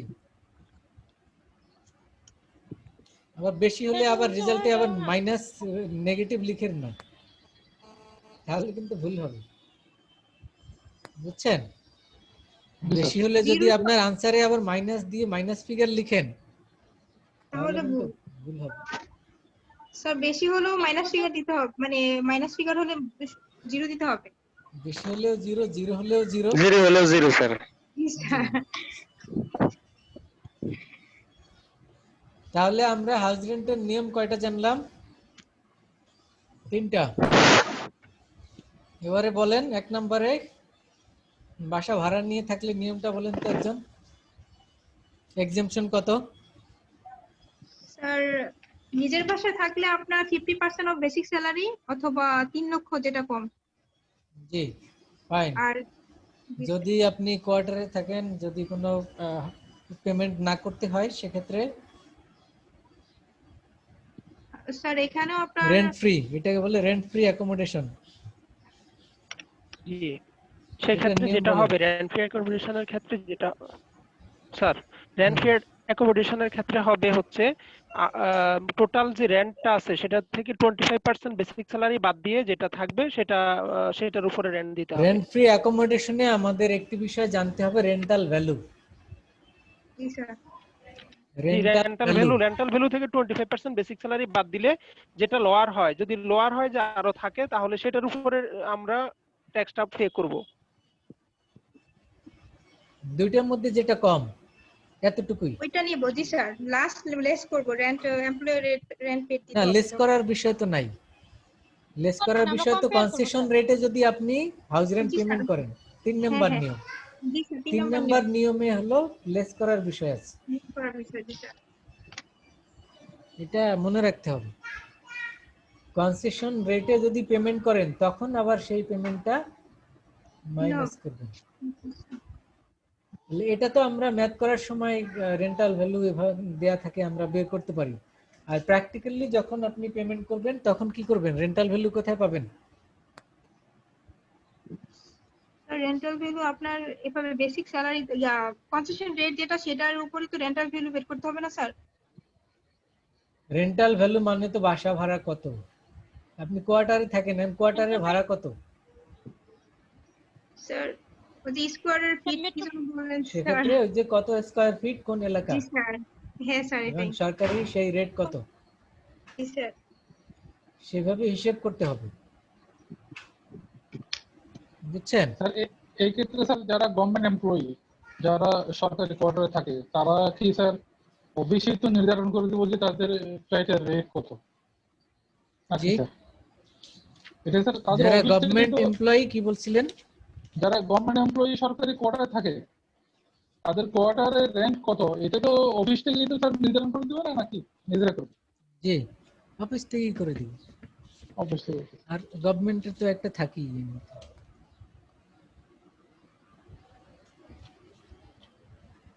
গভর্নমেন্টের যেটা ওইটাই তো সবার জন্য প্রযোজ্য। জি স্যার। গভর্নমেন্ট যেটা মানে ফিক্স করে দিয়েছে এটা তো সবার জন্য। মানে আপনি যদি বাসা ভাড়া নিয়ে থাকেন, বাড়িওয়ালাদের জন্য সেই নিয়ম প্রযোজ্য, কিন্তু তারা সেটা ফলো করে না। কেউ যদি বাড়িওয়ালার নামে মামলা করে তখন হয়তো সমস্যায় পড়বে, কিন্তু কেউ তো আর মামলা করতে যায় না। You got the point? জি স্যার। ওই রেটের বেশি কেউ ভাড়া নিচ্ছে কোনো বাড়িওয়ালা, এই নামে যদি অবশ্যই স্যার, আপনি, সবাই নিশ্চিত হবে। সবাই তো নিচ্ছে, সবাই নিশ্চয়। নিচ্ছে, এই জন্য ওপেন সিক্রেট, মানে সবাই নেয়, তো সবাই। সরকারও জানে সবাই নিচ্ছে। তো এখন কেউ চাইলে মামলা করতে পারে, মামলা করলে কোর্ট তখন রায় দিবে যে বাড়িওয়ালা বেশি নিচ্ছে অথবা গভর্নমেন্টের রেট বাড়ানো উচিত, কিছু একটা রায় দিবে। কিন্তু এখন এভাবেই চলছে, বুঝছেন? জি স্যার। Okay fine. এটা গেল আমাদের হাউস রেন্টের নিয়ম। এর পরেরটা আসি, এরপরে কি এন্টারটেইনমেন্ট অ্যালাউয়েন্স। জি স্যার। এন্টারটেইনমেন্ট অ্যালাউয়েন্স বলতে কি বোঝায়?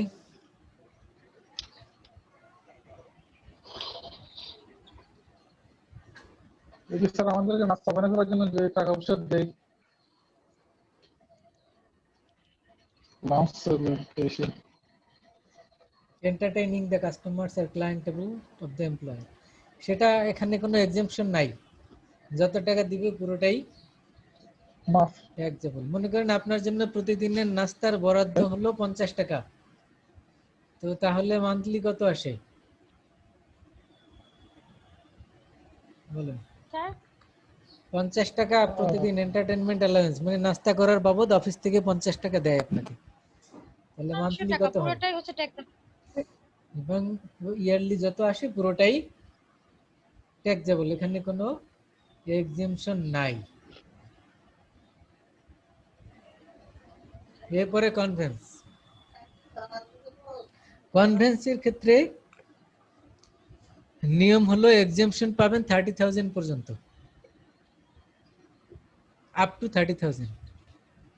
কনভেন্স অ্যালাউন্স কত পেয়েছেন, এখান থেকে লেস করবেন এক্সেমশন আপ টু 30,000। তাহলে কনভেন্স অ্যালাউন্স আপনাকে হয়তো বেসিকের উপরে যদি পার্সেন্টেজ দেয় অথবা অ্যামাউন্ট দেয় মান্থলি, সেটি তো আপনার বলা আছে। তো সেটি ইয়ারলি কত আসে, যেখানে যেমনি এক্সাম্পলটি খেয়াল করেন, কনভেন্স অ্যালাউন্স মান্থলি কত 3,000, তাহলে ইয়ারলি 36,000। আর আপনি ম্যাক্সিমাম এক্সেমশন কত পাবেন 30,000। 3000 পার মান্থ স্যার। এটা 30,000 বাদ দিয়ে আপনি ট্যাক্সেবল হলো 6,000। ওকে, জি স্যার। তারপরে আসি আমরা কনভেন্স ফ্যাসিলিটি। কনভেন্স অ্যালাউয়েন্স একটা মনে রাখবেন, তারপরে কনভেন্স ফ্যাসিলিটি আবার দুই রকম, প্রোভাইডেড ফর পার্সোনাল ইউজ। এটা আগে দেখি। কনভেন্স ফ্যাসিলিটি, অফিস থেকে গাড়ি দেওয়া হয়েছে মনে করুন, সেক্ষেত্রে কি হবে? বেসিক স্যালারির উপর 5%। 60,000 or 5% of the basic salary which is higher। এক্ষেত্রে কিন্তু আগের সবগুলো নিয়ম ছিল দুটোর মধ্যে যেটি লোয়ার, তো আর এখানে হায়ার ক্ষেত্রে which one is higher, কার সাথে কার কম্পেয়ার করব? 5% of the basic salary or 60,000, which one is higher? একসাথে করতে গেলে তো স্যার মানে গোলমেলে পাকায় ফেলবে সব। ঢুকতেছে না স্যার। পরীক্ষা হলে তো আপনার ম্যাথগুলি করতেই হতো সবগুলি একসাথে, এখন হয়তো করতে অ্যাসাইনমেন্টে একসাথে ঠিক করবেন। হয়ে যাবে স্যার, এখন সবগুলো একসাথে করতেছি তো এই কারণে এখন এরকম। পরীক্ষায় হয়তো আমি একটা একটা জিজ্ঞেস করব যে বেসিক স্যালারি এত টাকা হলে আপনি এবার বলেন যে ট্যাক্সেবল কত হয়, ক্যালকুলেট করে বলবেন। আচ্ছা, এখানে এক্সপ্লানেশনটা দেখেন। Mister X is paid monthly 20,000 as basic salary, and he has also been provided with a conveyance facility for both personal and official use.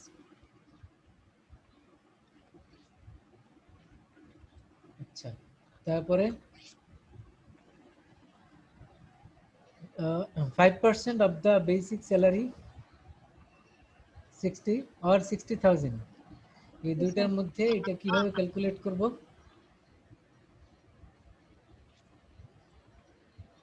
Annual maintenance cost 2000,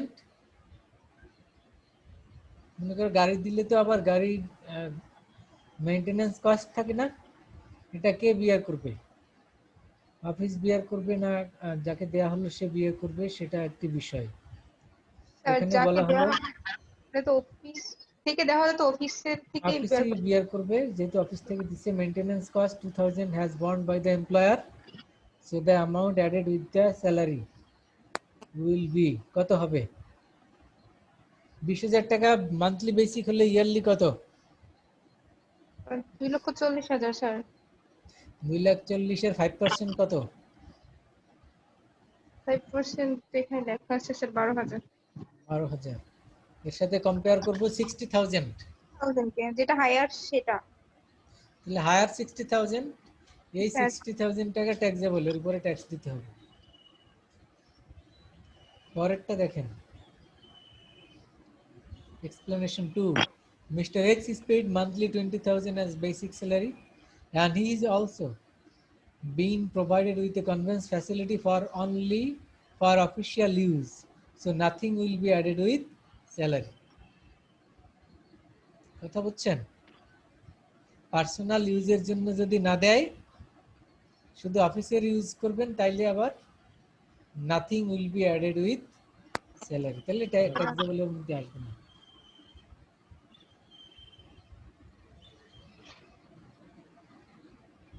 R class time বানাইলো কেন sir? অনলাইনে তো class করা যায় না অনেক। তাহলে taxable কখন হবে? যখন পার্সোনাল ইউজ হবে। জি স্যার, শুধু অফিসিয়ালি পার্সোনাল হলে ইউজ, হবে না, পার্সোনাল ইউজ যখনই থাকবে, তখনই হবে। কম থাকুক বেশি থাকুক সেটা বিষয় নয়, বা কতটুকু অফিসের কাজে ইউজ করলাম, কতটুকু পার্সোনাল কাজে ইউজ করলাম, সেটি বিষয় নয়।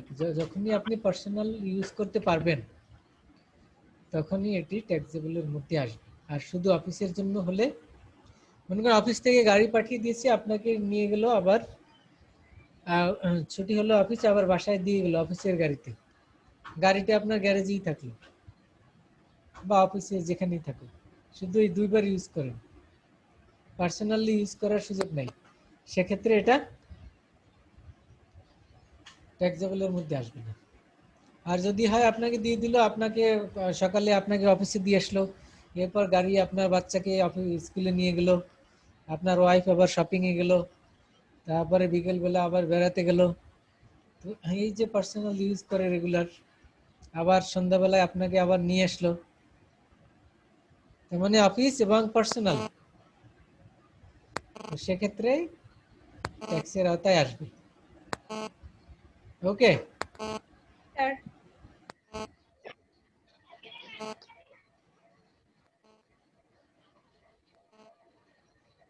কনভেন্স অ্যালাউন্স অ্যাডিশনাল যদি থাকে অ্যালং উইথ কনভেন্স ফ্যাসিলিটিস, সেক্ষেত্রে কি?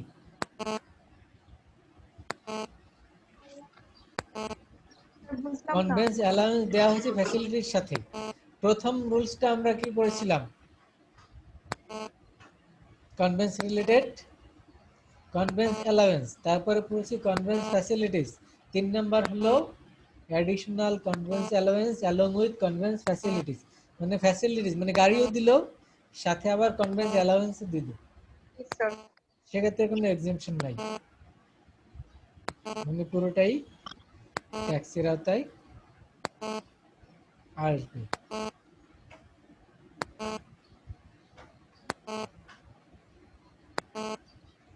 তাহলে পরের এই এক্সাম্পলটা দেখি। Additional convince allowance along with convince facilities. Convince facilities এর তো নিয়ম আমরা জানি, কি জানি বলেন?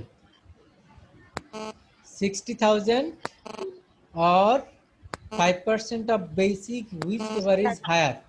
যেটা হয় এখন প্রশ্ন হলো এই ফ্যাসিলিটিস এর সাথে আবার অ্যালাউন্স দেয়া হলো, সেক্ষেত্রে অ্যালাউন্সটা এর সাথে অ্যাড হবে ওই নিয়মের সাথে, এখানে এক্সাম্পশন পাবেন না।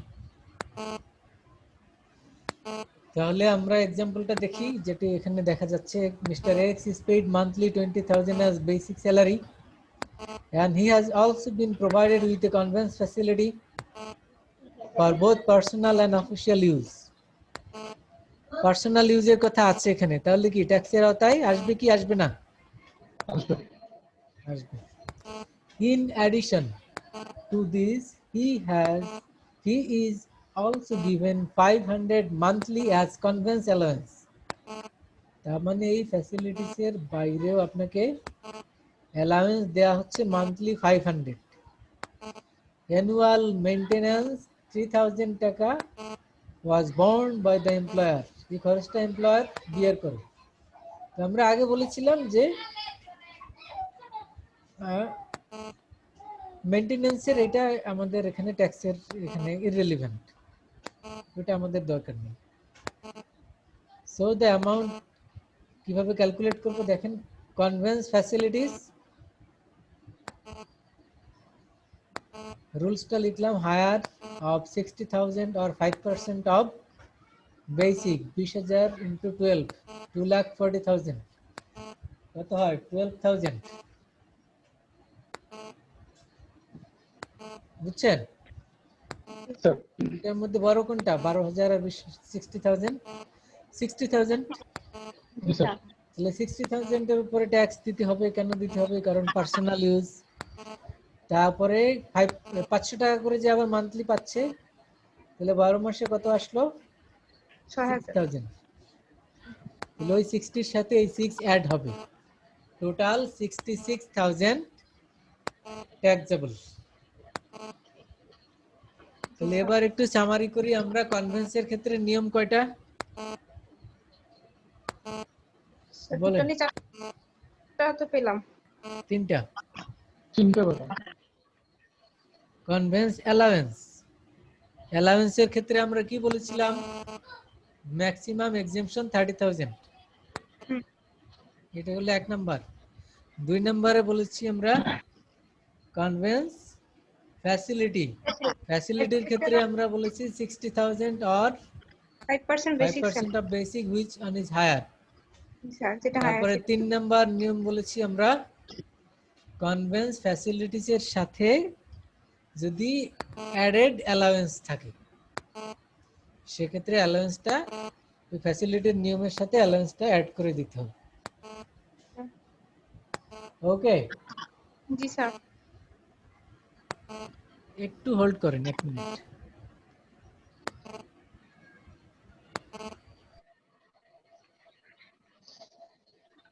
ক্যালকুলেশন করার না স্যার। ফাতেমা, আমি তো স্যারকে অলরেডি বলছি, তুমি তো আসতে বললে হবে, একটু জোরে জোরে স্যারকে বলো। আলাদা ভাইয়ারা কিছু কেউ কিছু বলে না কেন? ভাইয়ারা আপনাদের অঙ্ক করতে আর ভালো লাগতেছে? ওনারা ভাইয়ারা বেশি বেশি নিতে পারতেছে, এই কারণে ভাইয়ারা কিছুই স্যারের কাছে বলে না। মিজান ভাই, আপনি কি আমাকে শুনতে পাচ্ছেন? শুনতেন? এখনো তো দুপুরে খাওয়া দাওয়াই করি নাই, আর আমার আপুরা তো মনে হয় খেয়ে বসছেন। বাসায় গেস্ট। আচ্ছা ভাই, আমার মোবাইল, আমি স্যারের একটা প্রশ্ন করতে বলছি, আমার মোবাইল বাজতেছে বাজতেছে বাজতেছে, ঠিক আছে? এখন দ্বিতীয় আমি মোবাইল হ্যাঁ। বের করে 1 মিনিটের সময় আইসা এখন আবার এর মাঝে আরেকটা ওয়াইফের মোবাইল নিয়ে ঢুকছি, এটাও দেখতেছি মানে হ্যাঁ। যাই করতেছে করতেছে আর কি শুনতেছি। এই জন্য বললাম গরিবের মরণ তো ঘুমাই থাকুন, ওই যে গরিব মানুষ যদি নাস্তা খায়, রুটি খায়, তাইলে বলে কি, কয় যে ফ্যাটের ফরাসি চাবায়। আর যদি সাহেব মানুষ খায় বলে যে টিফিন করে। তো আমার দশা হয়েছে সেটা, আমি বলি কি করব, আমার চুপ থাকাই ভালো। পারি না তো চুপ থাকা ভালো না? Okay, welcome back. Thank you sir. তো আমরা কনভেন্স রিলেটেড 3টি নিয়ম ক্লিয়ার তো? স্যার স্যার আপনি ছিলেন না, আমরা সবাই দুঃখের সাগরে ভাসছিলাম স্যার। কেন? এক একজনের প্রবলেমের কথা বলছি। কি দুঃখ? লাঞ্চ করেন নাই নাকি? স্যার একজন করে নাই। এখনো লাঞ্চ হয় না স্যার। মিজান ভাই, ক্লাস আমার মাথায় ভার্সিটি ঢুকতেছে না যে আজকের মতো ভার্সিটিতে হলে তো 10 মিনিটের না টি ব্রেক দিতাম। এখন জি স্যার। এখন তো টি ব্রেক নাই, আপনি চাইলে চা খেতে পারেন, সমস্যা নাই। স্যার একটু আগে শেষ করবেন স্যার, এই তো এখন শেষ করবেন। আচ্ছা, ইনশাআল্লাহ 5 মিনিটের মধ্যে আমরা শেষ করে দিব। জি স্যার স্যার। ইনশাআল্লাহ। তাহলে আমরা যেগুলি এক্সামশন আছে এরকমের রুলস মোটামুটি আর একটি আছে, সেটি দিয়ে শেষ করব। আর অন্যান্য যেগুলি আছে সেগুলিতে কোনো এক্সামশন নাই, পুরোটাই স্যালারির মধ্যে আসবে। ফিজ এন্ড কমিশন এগুলি জাস্ট আমি নাম বলে যাচ্ছি, পুরোটাই আসবে। এখানে কোনো মানে যত টাকা এখানে আপনার পাবেন পুরোটাই ট্যাক্সেবল। Servant allowance, compensation, annuity, outstanding salary, advance against salary, pension, gratuity. গ্র্যাচুইটির ক্ষেত্রে একটু নিয়ম আছে, এটি মনে রাখতে হবে। গ্র্যাচুইটি ফান্ড হলো যেটি টোটাল জমা হয়, সেক্ষেত্রে আপনি এক্সেমশন পাবেন 2.5 crore, মানে 2.5 কোটি টাকার উপর এক্সেমশন পাবেন। তো যে এখানে লেখাই আছে দেখেন, এক্সেস অফ 2.5 crore, যদি এর উপরে থাকে সেটি ট্যাক্সেবল, এর নিচে থাকলে ট্যাক্স দিতে হবে না।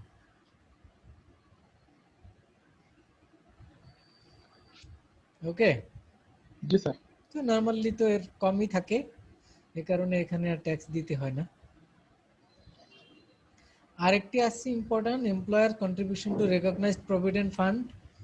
এটা একটু ডিটেলস আলাপ করতে হবে, এটা না হয় আগামী ক্লাসে আলাপ করব, কারণ এর আবার ইন্টারেস্ট আছে। জি স্যার।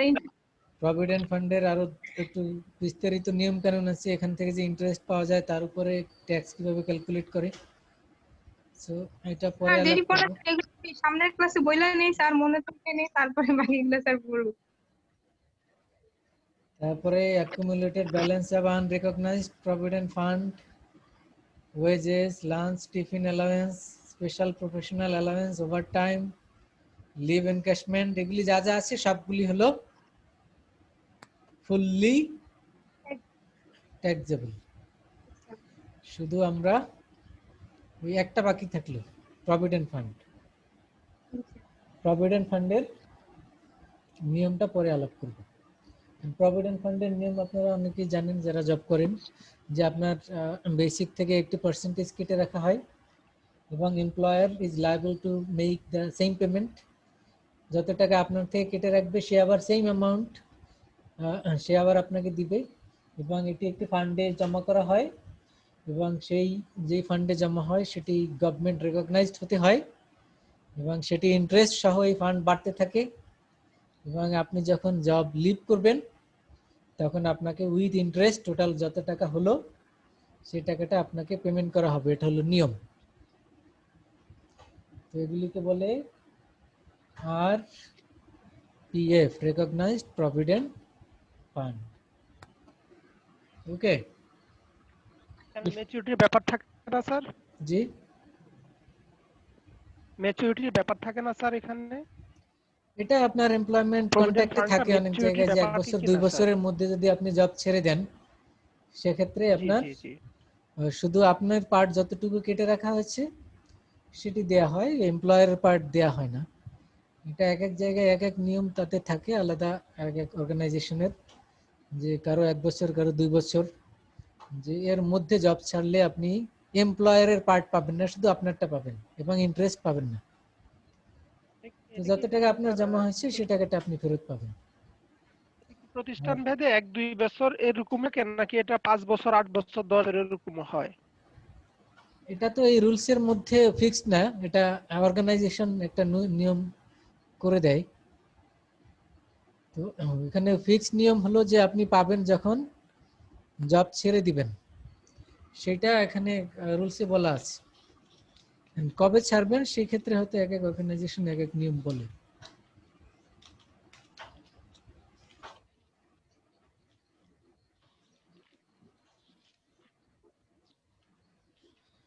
ওকে, তাহলে আমরা আরো বাকি কিছু যা থাকলো সেগুলি আমরা আগামী ক্লাসে আলাপ করব। এই চ্যাপ্টার শেষ হবে, আরো কিছু টুকটাক ক্যালকুলেশন করব। তাহলে ইনকাম ফ্রম স্যালারি একটা head, one of the 7 heads, এটা আমাদের তাহলে এই চ্যাপ্টারে শেষ হবে। এরকম আরো 6টি হেড থাকবে, যেগুলি এই ইনকাম ফ্রম স্যালারি হেডটাই সবচেয়ে বড়। অন্যগুলি আমরা হয়তো এক এক ক্লাসে বা এক ক্লাসে দুইটাও শেষ আপনি করতে যে পারবো। বললেন এই প্রেজেন্টেশন নেবেন নেক্সট উইকে, ওটা কি বলবেন স্যার নাকি পরে বলবেন? হ্যাঁ বলবো। সিরিয়ালি আমরা কারা কারা আছি, রোল নাম্বার 3জনেরটা বলবো। সিরিয়ালে কে কে আছেন বা কোন 3জন দিতে চান আর বলেন, আমরা তো 6 জন আছি। কোন 3জন দিতে চান? টোটাল আমরা স্টুডেন্ট এখানে কয়জন? আর আমরা এখানে স্টুডেন্ট সাত। আছি 1 2 3 6 জন স্যার। আচ্ছা, পরীক্ষা তো আরো বেশি দিয়েছেন, এখানে যে কয়জনই থাকেন নাম্বার আরো বেশি আছে। 3জনেরটা নিব আগামী ক্লাস। 3জন কোন 3জন স্বেচ্ছায় বলেন, আর না হলে আমি রোল বুকে নাম বলে দিই। মানে স্যার এটা কি প্রতি উইকে 3 জন জি জি 3 জন করে নেবেন এরকম? জি, একদিন নিলে তো আমাদের ক্লাসের অর্ধেক চলে যাবে, এজন্য 3জন নিব, হয়তো 5 মিনিট হ্যাঁ আগে ভাইয়ারা ম্যাক্সিমাম। দেখ, তারপর আমরা দেবো স্যার। না, আমরা তো শুরুর দিকে আলাপ করলাম যে মেয়েরাই এগিয়ে আছে, লেডিজ ফার্স্ট, স্যার তাই না? সেটাই সেটাই স্যার, জি স্যার। আচ্ছা তাহলে সেক্ষেত্রে এখন স্যার ভাইয়ারা ভালো বুঝে, ওনারা বুঝে ভালো, ওনারা আগে দিক, তারপর ওনারা অভ্যস্ত, তারপর আমরা আমরা হচ্ছি স্যার স্টুডেন্ট, আমরা আমাদের থেকে শিখবো স্যার।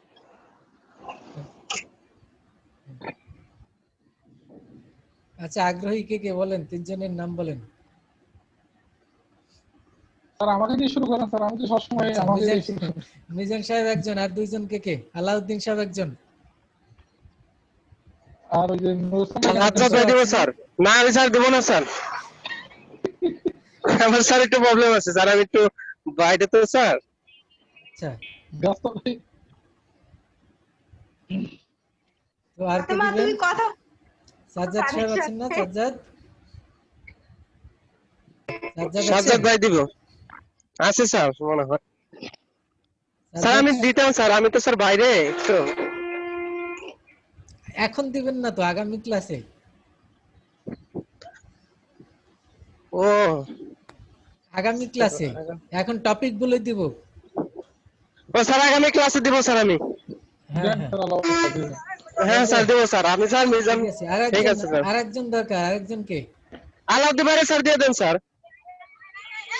আলাউদ্দিন সাহেব তো রেসপন্স করতেছে না।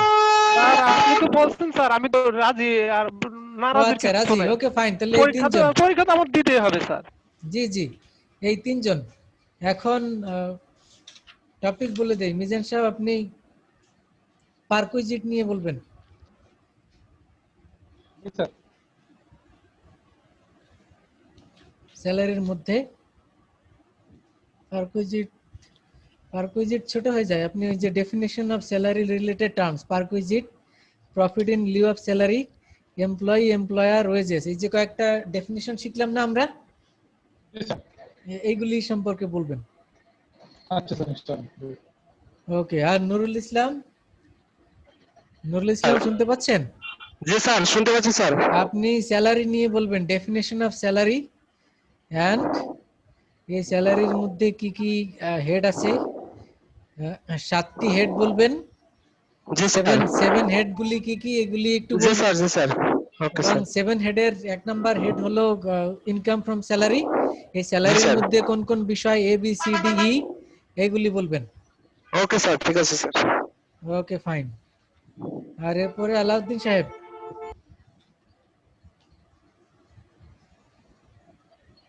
শুনতে পাচ্ছেন? স্যার শুনতে পাচ্ছি স্যার। স্যার কোনটা বলবো স্যার? আপনি বলবেন 6.2 চার্জেবিলিটি অফ ইনকাম আন্ডার স্যালারি, এটা বুঝিয়ে বলবেন এখানে কি কি আছে। তারপরে পয়েন্টস টু বি রিমেম্বার 1 2 3 4 চারটা পয়েন্ট আছে, এগুলি শর্টলি এক লাইন করে বলবেন, জাস্ট থিমটা বললেই হবে যেখানে কি বলা হয়েছে। চার্জেবিলিটি অফ ইনকাম আন্ডার স্যালারি, এই টপিকটা আপনি বুঝিয়ে বলবেন, এটা পড়বেন ভালো করে, তাইলে আপনার মতো করে বলবেন। Sir 6.21 points of the okay, remember এইগুলো স্যার আমি জি স্যার। সাস্টেইনেবিলিটি অফ তাহলে ইনকাম সবারটা ক্লিয়ার।